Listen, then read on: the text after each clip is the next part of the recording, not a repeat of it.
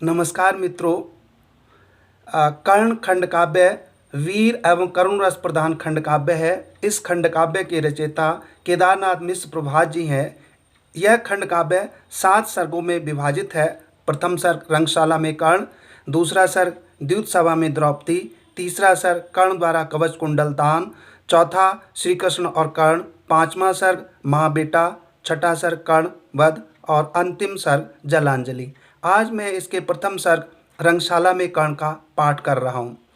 अकस्मात ही मिला दान में एक अनोखा लाल, माँ ने देखा बेटे को आंखें हो गई निहाल।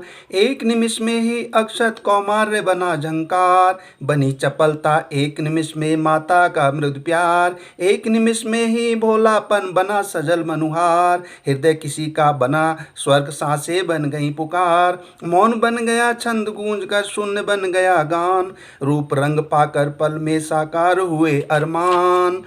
किंतु लाल कुल की हिंसा सी जाग उठी तत्काल, भय समाज का गरज उठा कैसा था स्वर विकराल। लगा सुलगने प्रलय अनल सा भावी क्रुद्ध अपार, जलने लगा स्नेह की दुनिया करुणा का संसार। प्रथम और अंतिम दुलार वह फिर अंतिम पैपान, प्रथम और अंतिम चुंबन ममता का अंतिम गान। अविरल आंसू की बूंदों से कर अंतिम अभिषेक, माता ने अपने ही हाथों दिया लाल वह फेंक। वर्तमान को मिला से सकता हुआ एक इतिहास, मिला अनागत को अखंड गौरव का दिव्य प्रकाश। मिला विश्व को नया तेज, धरती को शौर्य महान, को मिली नई प्रत्यंचा नवसर नव संधान। चला चक्रवर्ती कुमार पथ अगम नहीं पाथे, जहाँ रुका बस वहीं बन गया सूत पुत्र राधे। अधिरथ को क्या ज्ञात कि उसने कौन रत्न पाया है, वह क्या जाने तेज सूर्य का उसके घर आया है। वह क्या जाने चला जलाने दीप किसी आरत का, पड़ गया जाने क्या जिलाने चीज बीज महाभारत का। वह क्या जाने चला खिलाने अमृत पुष्प गौरव का, वह क्या जाने चला मिलाने भय से वैभव का। वह क्या जाने पौरुष आया चलने असिधारों पर, आया शौर्य चरण धरने ज्वाला में अंगारों पर। आया त्याग तिमिर में भी निष्पृश सा मृदु मुस्काने, आया तप तप तप कर तप के ज्योति कण बिखराने। अधिरथ को क्या ज्ञात कि आया कर्म वीर मस्ताना, आया कालकूट पीने को दान वीर दीवाना। एक किरण आई जिससे निकलेगी भीषण ज्वाला, अधिरथ को क्या ज्ञात कि क्या से क्या है होने वाला।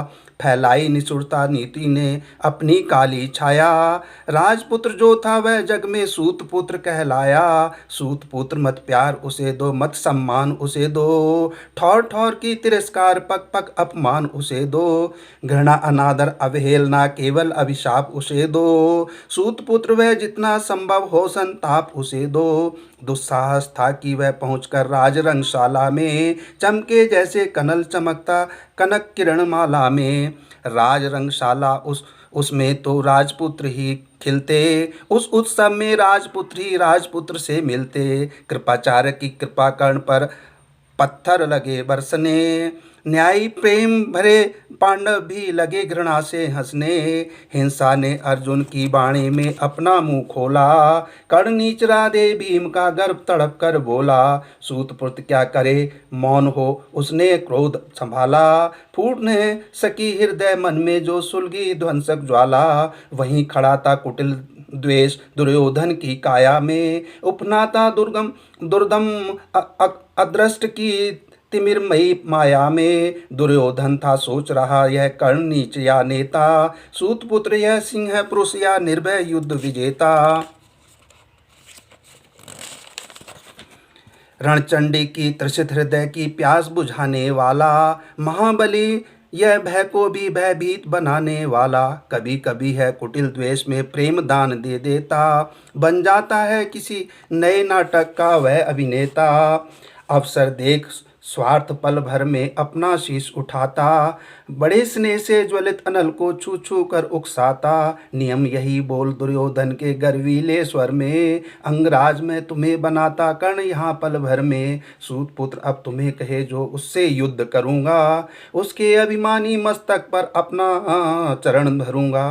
किया स्वार्थ के महाशौर्य को सम्मानित न शिर्क हो, किंतु प्रभावित क्यों इससे उदंड समाज बधिर हो। स्वयं कर्ण को लगा कि वह हो गया तेज से खाली, लगा कि जाकर छिपी किसी तम में गौरव की लाली। पर कृतज्ञता ने मन की ज्वाला को तनिक दबाया, कि फिर कहीं से प्रलय प्रभंजन महासिंधु में आया। एक बार फिर भरी सभा में कर्ण गए ठुकराए, फिर समाज ने एक बार उन पर पत्थर बरसाए। ये पत्थर थे नारी की अपमान भरी वाणी के, ये पत्थर थे व्यंग विशिक गर्वीली शत्राणी के। लक्ष्य वेद को चले कर्ण तब कड़क द्रौपदी बोली, सावधान मत आगे बढ़ना होनी थी जो होली। सूत पुत्र के साथ न मेरा गठबंधन हो सकता, छत्राणी का प्रेम अपने गौरव को खो सकता। तिरस्कार नारी के द्वारा भरी सभा में भारी, कर्ण मौन थे किंतु निकलती थी दृक से चिंगारी। सूर्य तने थे अतः सूर्य को देखा वक्र नयन से, क्या जाने प्रण किया कौन चुप मन में भारी मन से।